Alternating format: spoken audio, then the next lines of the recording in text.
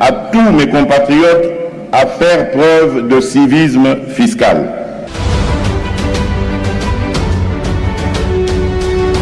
Je m'assurerai à mon tour que les revenus fiscaux servent effectivement à répondre aux besoins de notre peuple.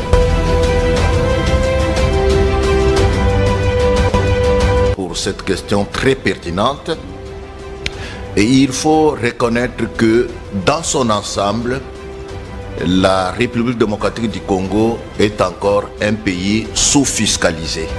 Nous sommes un pays, un grand pays, avec je peux dire au jour d'aujourd'hui 80 millions d'habitants. Mais quand vous regardez l'assiette fiscale,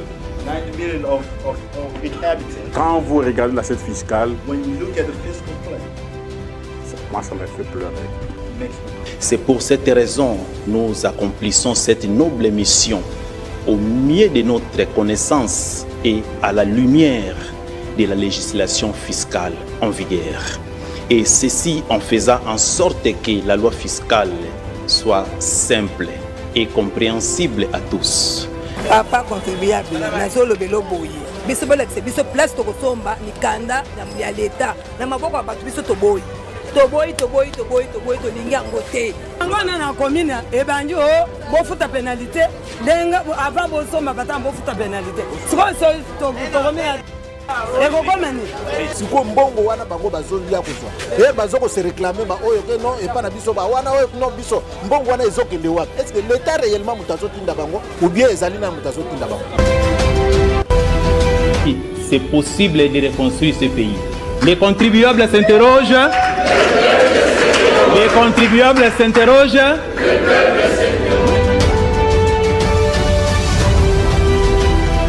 Kinshasa, la capitale de la République démocratique du Congo. Fondée en 1881 par Henry Morton Stanley, 11 à 12 millions d'habitants, c'est le nombre de la population qui la compose, éparpillée dans les 24 communes. Jadis appelée Kin la capitale, ou soit Kinshasa la belle. Et si elle a été appelée ainsi, c'est parce que la population payait correctement leurs impôts. Si elle a été baptisée Kin la capitale, c'est parce que la population payait correctement leurs taxes. C'est ce qui permettait à l'autorité municipale de l'époque d'avoir les moyens suffisants pour faire sa politique. Mais aujourd'hui, les contribuables s'interrogent. Qu'est-ce qui s'est passé pour que les Chinois ne s'intéressent plus au paiement de l'impôt? Les contribuables s'interrogent. Qu'est-ce qui s'est passé pour que les Chinois perdent totalement la culture de l'impôt? C'est le thème de notre enquête sur terrain que nous avons voulu l'appeler Kinshasa et l'impôt. Mais nous allons focaliser nos interrogations. Nous allons focaliser notre attention sur le paiement de la vignette. Kinshasa et l'impôt, enquête sur terrain.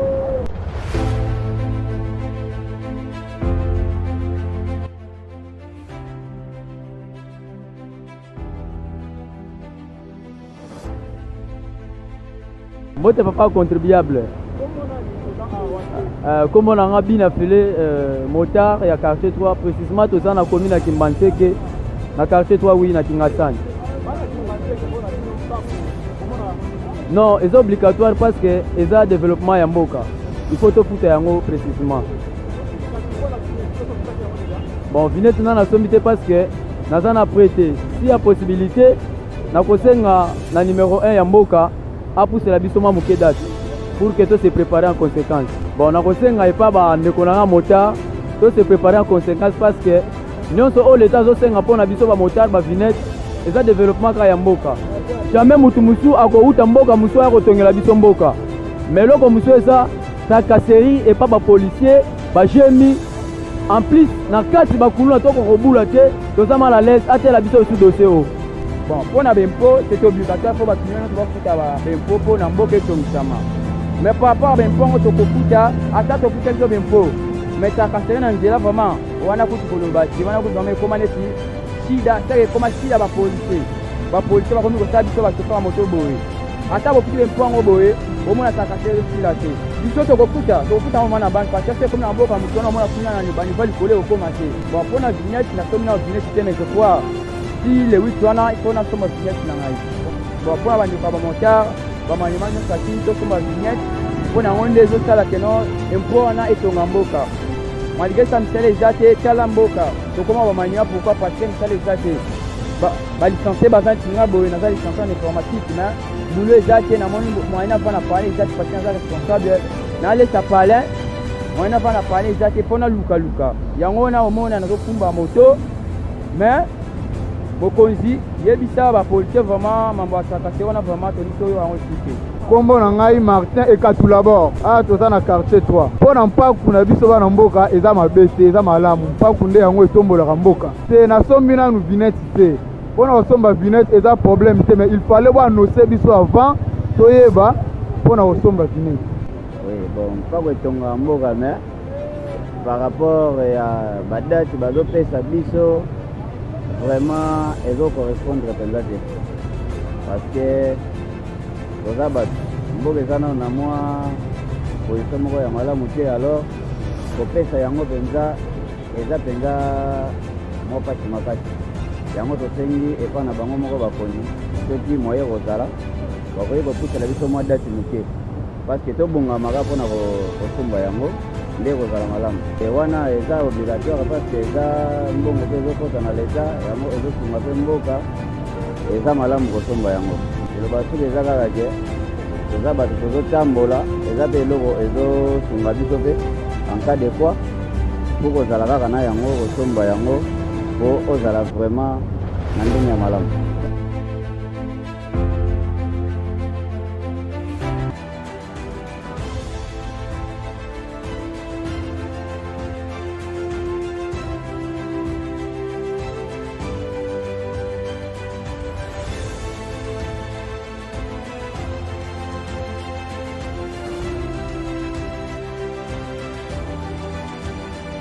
Mbote papa.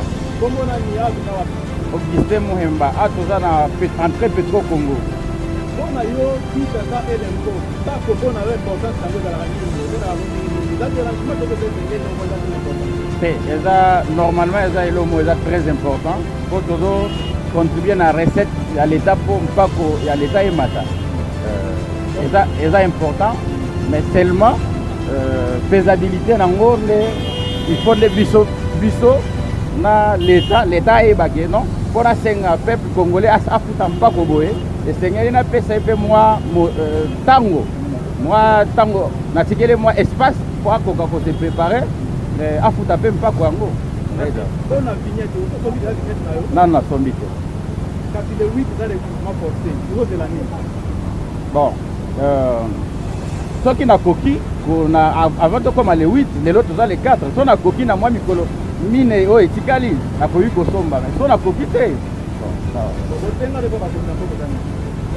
demande na ngai eza que tomona yango na badomaine nyonso ata na seni azala quand même na mwa abi date limite eza mokolo boye mais mokolo yango amoyeke bato bakoki te areporte yango alobi no na accorde bato mwa chance ya boye mpona baretardateur oyo bazangaka kosomba bakoka kosomba lokola babiso bo toza baretardateur so leta akoki kobakisa soki mwa mikolo liboso po tokoka mpe komitya en ordre na leta alobi nde eza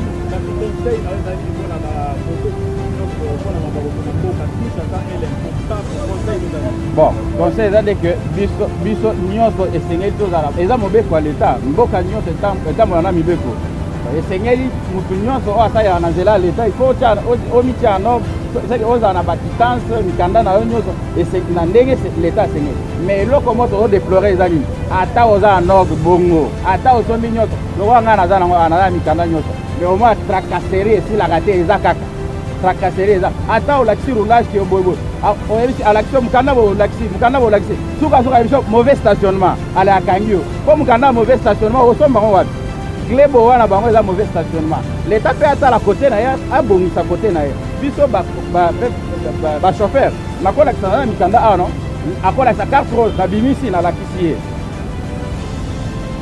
nalakisi mais oui kasi mikanda yango ayebiso carte rose obimisi carte rose olakisi ye carte rose ayebiso mokanda commune obimisi mokanda commune olakisi ye mokanda yango kanda commune abiso fiche de numérotation au fiche de numérotation au PCA yango moi ne singa na no bakanga na lemba bongo fiche de numérotation yango na nango eza hôtel de ville mais soka soka yebiso no mauvais stationnement yebisa mauvais stationnement de toute façon atteindre mauvais stationnement eza wapi ale babendi yo bakena pourquoi nani ba roulage à lemba basala bon ata no ata ba vignette to tombi ba kokanga biso kaka deuxièmement 10 pétambola 22h et ça mobé comment et le c'est que moto etambola 22h exacté mais à 22h 10 pétambola réseau kanga ba moto ça va coûter ba kanga 22h pour nani so que ça mobé que le que non moto etambola 22h c'est vrai ça comme ça à partir à 21h to kati to koti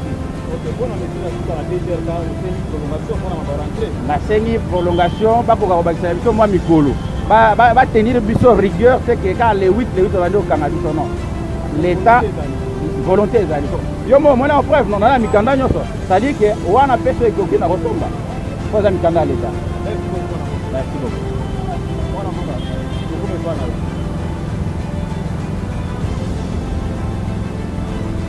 bote na yo bote papa papa les contribuables bote mwana mboka papa les contribuables bote na yo bote kombo nani azuna wana kombo Ibrahim azuna entrée ya Petro Congo kasi biso awa toye na makambo tali kisa sa ele to fiskale makambo mpako mpona yo nde kotala moto omona yango ndenge makambo mpako mpona ngai eza mabe te mpona mpako nde tongaka mboka mpako yango ifo tokende na droiti ndenge etengeli so tozokende na droiti ndenge mpako etengeli eza bien eza mabe te eza vraiment bien mpo mboka etongama mais badifficulté ezali ebele bakonzi balobaka na tv mais bazalaka sur le terrain te yango wana nde difficulté ebele donc bakonzi mpo batambola sur le terrain bayeba façon nini tozali façon nini tozomema mboka yango kasi mpona vignette ye tosombi vignette nawa déjà vignette nano nasombi te mais il faut nasomba yango eza nango obligatoire ya kosomba mais problème ezali nde tozosomba mikanda ebele mais toza kaka lese te to bando osombaka mikanda eputa toza lese te fo tozala lese o tosa mosala ponini bino kozelaka kaka bakoma ya koporte maporte ezosomba malama koyebokola pete mpona kosomba na pete eza nao mpe problème te eza likambo te mbongo osomba eza volonté nde ezalaka te mpona ata osombi baozala kaka na infraction mpo infraction na mboko esilaka te kasi le 8 eza maporte bilobano eza ndenge nini mpona bakonzi ya mboka après le 8 maporte liloba na ngai ezali toza na bana oyo totangisaka na classe mikolo oyo mbongo eza te baprolongele biso mpona rentrée scolaire yango oyo tala bana ebele bake classe te donc mbongo eza te na nzela baprolongele biso batikela biso ata 1 mois toyeba ndenge tokosorganize mpo tosomba bamikanda na bango volonté ezali mpona eza lwa libeko mais mbongo nde eza te ya kosomba yango conseil na yo eza nini mpona bandeko na biso bamuta bon conseil nanga eza mpona bandeko na biso ya motard ezali bosomba vignette mpona bozala na sécurité na mboka na conduire na yo mais oui mpe nayebi te tekeli mpe baprécise le prix eleka na batelevizio mpo place tokenda kosomba bazala na marui ya kobakisaka mwa $1 $2 mais so balekisaka na média lokola eleka na bamédia mosusu nakotanga kombo te baprécise ke vignette eza autant ntango okesomba mosusu abakisa ata $1 bosomba te la ça va na maboko ya mosu pe te mpo babakisaka baprix eloko yango wana bote papa le compria kombo nani toza wana kombo nanga Flori toza na masina Petro Congo la route abattoir Kinshasa et l'impôt mpona yo kinua omonaka mpako ya ndenge nini okosuka yango le dérangement c'est important mpako ezali dérangement te mpako ezali important fo kofuta mpako ya l'état parce que tozodépendre na l'état mpo mboka etongama ekende liboso esengeli tofuta mpako ya l'état mpako eza na motuya mingi parce que yango nde kosunga biso mpo mboka ekende liboso kasi mpona vignette okokombi ya vignette na yo mpona vignette nanu tosombi vignette te parce que nazomona campagne ya bavignette wana ezosalema vraiment te tono babandi campagne ya vignette te mais so balobi kosomba vignette on est obligé ya kosomba vignette kasi le 8 awa eza le mouvement porté yo olobi Le 8 ezali recouvrement forcé, bon, tokoki koderange mpe te soki oza en ordre eza na problème te, soki moto aza en ordre te s'il faut kosacharge na ye bakosacharge na ye la eza na problème te, mais c'est que soki moto azala nde en ordre ayeba kofuta mpako ya leta mpo moko ekotongama nde na mpako na biso ya leta. Volonté ezali ya kofuta yango, mobeko nde ezoloba yango tokoboya kofuta mpako ya leta mpo na leta.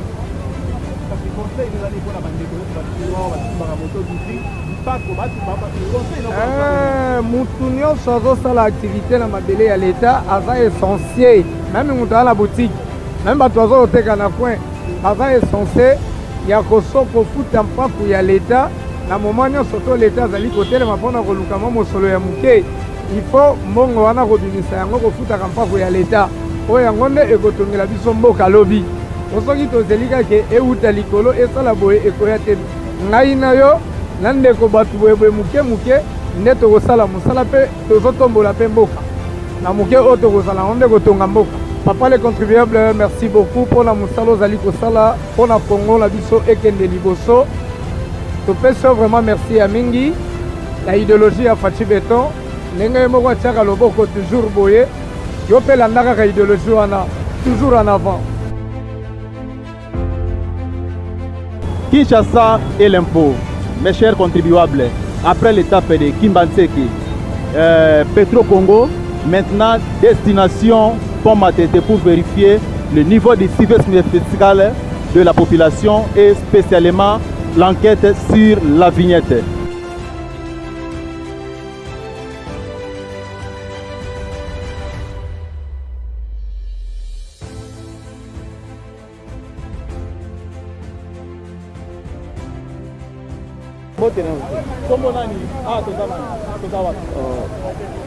ngai komonanga papia api momba toka na parking ya wileri parking ya ville ya kosaka monene na wileri.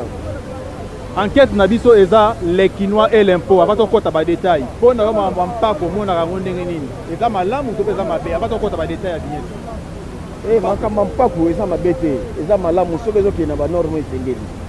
Ngai normalement mpona vignette ya mwa oyo omona bazoli nazasala recouvrement na bango wana atuka biso selo biso bataximen toza concerné mpona vignette wana na biso soki bango bafuta vignette vo bafuta na bayase baskike na basiki de vie ezosala biso bataxi ezosala te tozosufri na nzela donc na ndenge ya mosaka ezosala te parce que basaliki deja mosala na biso ekomi bakinapa bango benga biso tokomosala balèvement biloko ya ndenge na bato bazokota na taxi te toza na mbongo te tosalaka te. Donc c'est inutile bayeya biso bayebaka barecouvrement en plus toza na période nini toza na période élection donc soki moyen ozala basanela biso mosala biso ezonga ndenge ezalaki comme ça tokosomba document comme l'habitude on a les documents oyo atie oyo toutilisaka déjà tosomaka déjà badocument yango tosalelaka mais oyo atour oyo recouvrement esalama nayebi te chauffeur nini oyo akozwa mbongo ngo na loi d'ailleurs tobulaka te ta yo moko parti nini eza okauta rentrée scolaire oyo biso osalaka bataxi eza nango te basi ebele balongwe na misala bakomi na bango na bapersonnel bakara bato fani vanda bandako ndo totikala na biso ka moke tala yo mo parti nini ezali donc eza pasi po tobulaka te tomemaka basi te ngai yo nayobe nauti banda salongo nayeti awa na parti na wileri na kasbie 2 litres na maboko nanga naza 6 000 fois 6 000 fois eza combien de litres 2 litres donc naomemaka biloko ofele donc moi ezaki bato azokota na motuka donc eza pasi donc eza vraiment pasi donc wana tokoboya te po tosomba document eza petit problème mais problème biso eza biso tosombaka document na ndenge nini na ntango tozosala mais ntango biso tozosala te toza mbongo wata kosomba document bato azokota na motuka te deja motuka basi basalira deja mosala na bato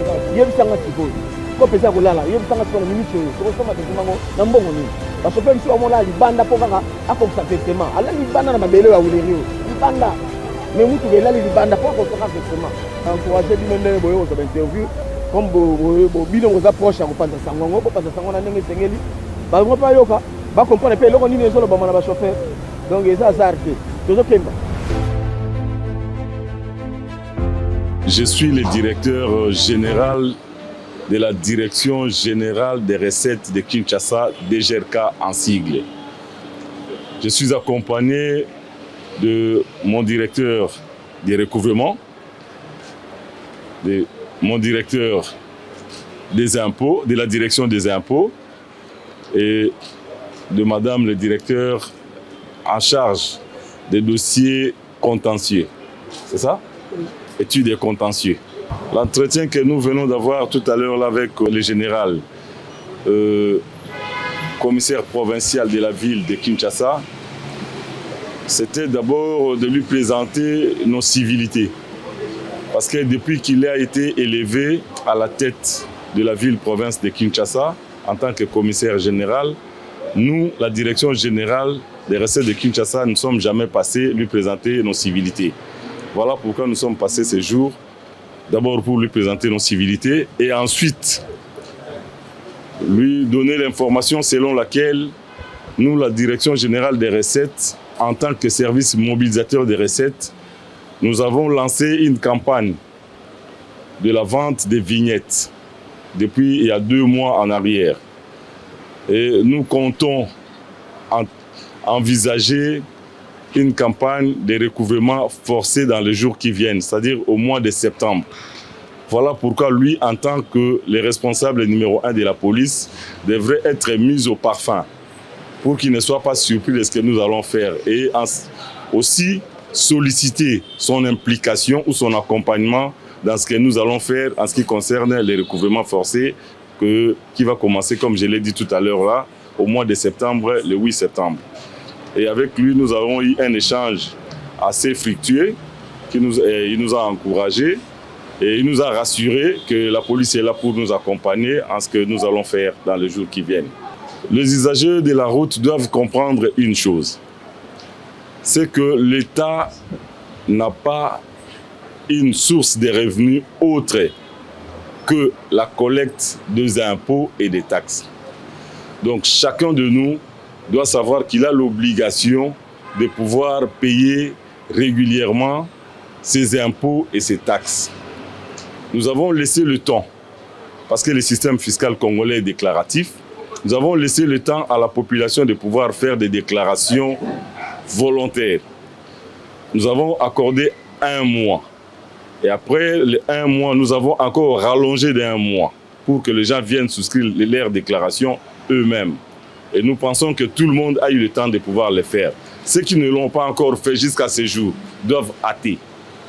Parce que quand nous allons commencer avec les recouvrements forcés, il y aura non seulement le montant principal qu'ils vont payer, mais aussi ils vont payer des pénalités telles que prévues par les textes réglementaires qui régissent cette matière-là. Et aussi, en sus de ces pénalités, il y aura les frais en rapport avec la mise en fourrière des véhicules. Parce que nous avons fait intervenir la police. Une fois votre véhicule arrêté par la police, vous devez savoir que vous n'allez pas les récupérer après que vous ayez payé la taxe et les pénalités qui s'en suivent. Vous aurez aussi à payer les frais relatifs à la fourrière, à la mise en fourrière. Donc la population doit faire tout pour hâter de façon à ce qu'elle ne soit pas surprise dans les jours qui viennent pour dire non, ça c'est une tracasserie. Nous informons à tout un chacun. Nul n'est censé ignorer la loi. Les recouvrements forcés, nous allons déployer nos agents qui seront accompagnés des éléments de la police dans des milliers ou dans des points stratégiques que nous allons choisir le moment venu avec la police. Natondio, Ngai Nazali, directeur général, il y a direction générale des recettes de Kinshasa où va bengi na mukuse DGRK.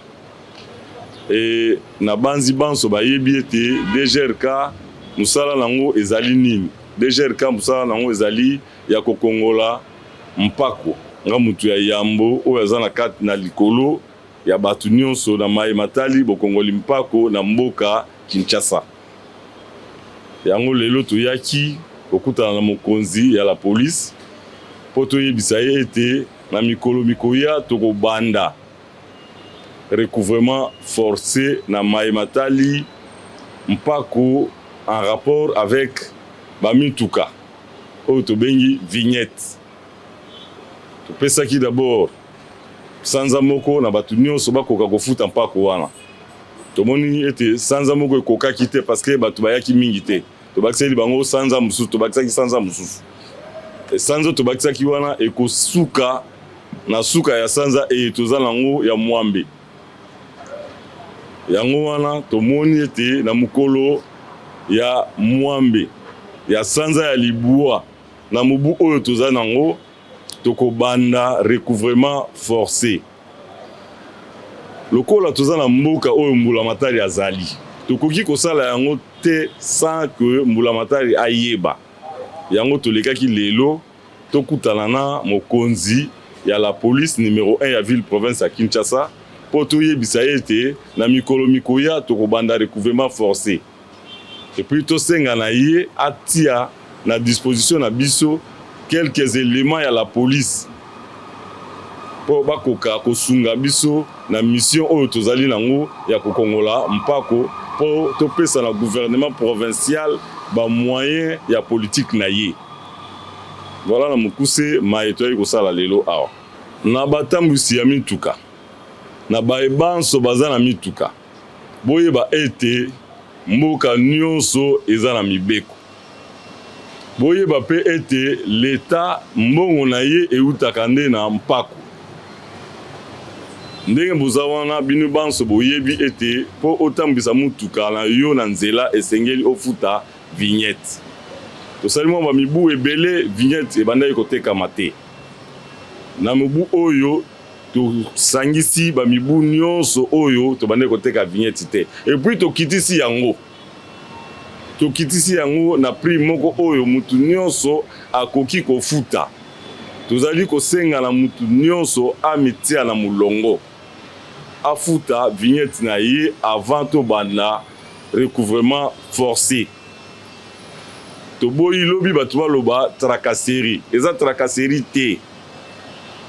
tracasserie te mutu nyonso amitia na mulongo s'il vous plaît mpona kofuta na koloba boye mpako to impôt to taxe ndenge babengi yango na français bafutaka yango na maboko ya mutu te eloko bato basengeli bayeba yango wana bafutaka yango na banque mutu nyonso oyo asengeli kofuta soit aleki na direction générale na biso oyo ezali na avenue colonel Ebeya wana akofuta yango parce que guichet ya banque eza wana sur place soit akei na Sophie Bank akomona batu na biso baza wana na batu ya banque bazali wana soit akei na Robank akei kofuta soit na solidaire donc bakofuta yango na banque bafutaka na maboko ya mutu te mutu moko te ya DGRK ayebisa yo ete pesa ngai mbongo mpona kende kofutela yo oza na makolo na yo soki omoni oza empêché tinda mwana na yo akende kofutela yo na banque kopesa mutu mbongo na maboko te. Merci beaucoup, mes chers fidèles téléspectateurs. Merci beaucoup à tous les contribuables. C'était un réel plaisir pour nous de vous présenter notre enquête axée sur le civisme fiscal. Kinshasa et l'impôt. Vous avez suivi les interrogations, vous avez suivi les réactions, vous avez également suivi la réaction de la Direction générale des recettes de Kinshasa. Kinshasa et l'impôt, c'était le premier numéro consacré sur le paiement de la vignette. Restez tout simplement fidèles, on se retrouve prochainement avec un autre numéro. Les contribuables s'interrogent, le peuple s'interroge. À la prochaine. À tous mes compatriotes à faire preuve de civisme fiscal.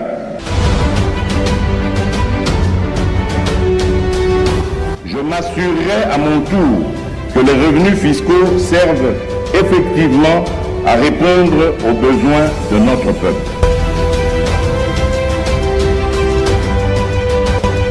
Pour cette question très pertinente, et il faut reconnaître que dans son ensemble, la République démocratique du Congo est encore un pays sous-fiscalisé. Nous sommes un pays, un grand pays, avec je peux dire au jour d'aujourd'hui 80 millions d'habitants. Mais quand vous regardez l'assiette fiscale, quand vous regardez l'assiette fiscale, moi ça m'a fait pleurer. C'est pour cette raison que nous accomplissons cette noble mission au mieux de notre connaissance et à la lumière de la législation fiscale en vigueur. Et ceci en faisant en sorte que la loi fiscale soit simple et compréhensible à tous. Papa contribuable nazolobela boye biso bolakisa biso place tokosomba mikanda ya leta na maboko ya bato biso toboyi tolingi yango te yango wana na commune ebangi o bofuta pénalité ndenge avant bosomba bata bofuta pénalité sikoyo tokomea ekokomani sikoyo mbongo wana bango bazolia kozwa bazokose réclame baoyo ke non epa na biso bawana oyo no biso mbongo wana ezokende wapi est ce que l'état réellement moto azotinda bango ou bien ezali na moto azotinda bango? C'est possible de reconstruire ce pays. Les contribuables s'interrogent. Les contribuables s'interrogent.